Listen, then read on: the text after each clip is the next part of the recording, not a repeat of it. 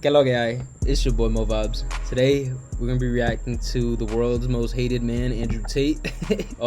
He did an interview with DJ Akademiks a couple days ago, and the title of this video is "Women Don't Respect a Man with No Hoes." So that's self-explanatory. Let's just get right into it.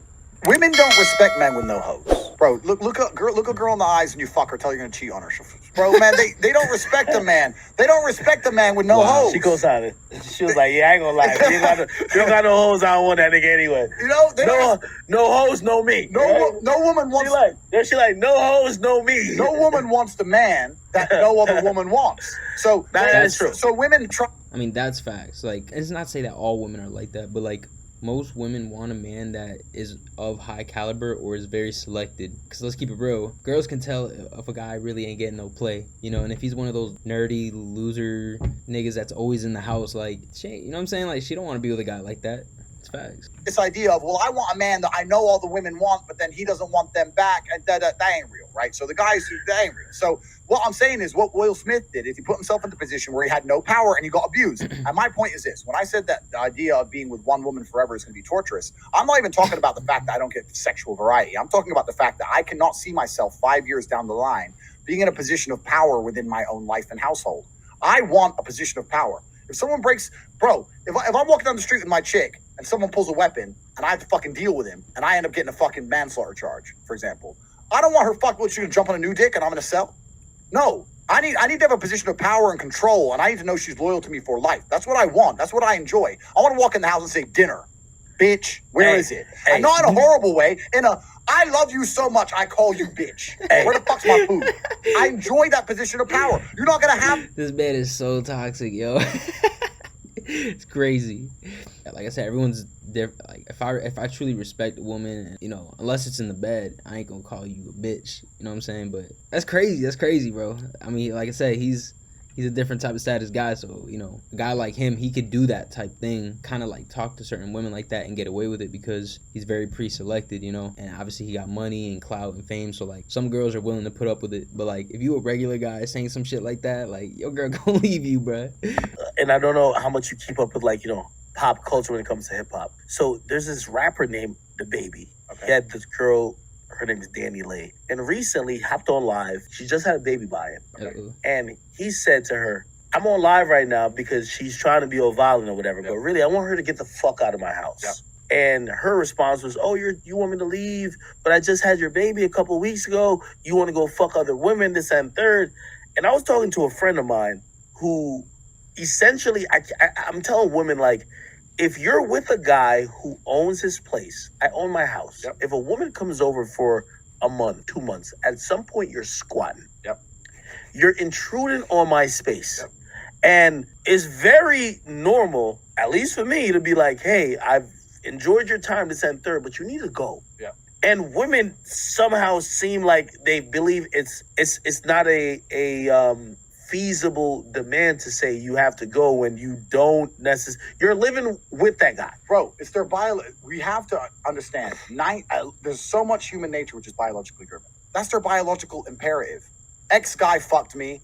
Even if I'm not pregnant, I could be pregnant. And biologically, right before birth control, if you get fucked, you might get pregnant. I could be pregnant. I'm not going to be able to survive out here in the world without a man to take care of me as a pregnant woman. He has this little house. I want to nest my ass in this house, keep the other chicks out. It's their biological imperative. It's number one, the thing they want to do. Of course it is. You have to recognize what they're doing. I've been having so many arguments with women that say, hey, why would you go to a guy's house? He owns the house. I like living alone. A woman, a guy, I don't care, alien, right? I don't even got animals. They might piss me off.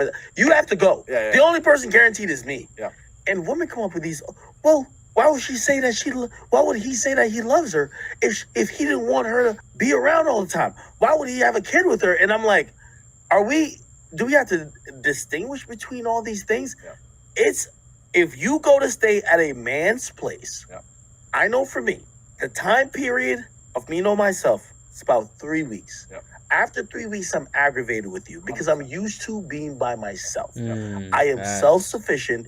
And other than that, other than you providing sex, I'm good. Yep.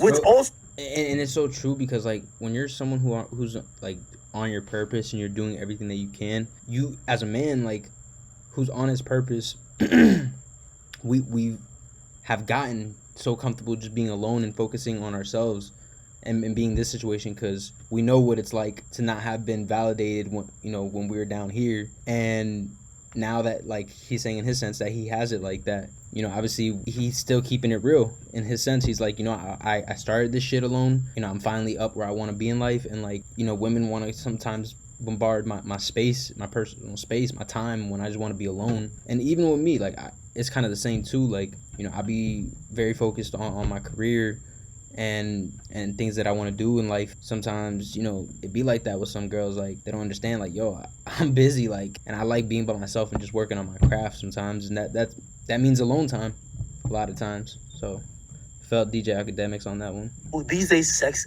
is available everywhere. Yeah, that's right. And at a certain point, I feel like you are imposing your stay upon me. No, women impose all the time. I'll tell you another thing women do to impose. How? You know the number one thing women do that men don't identify?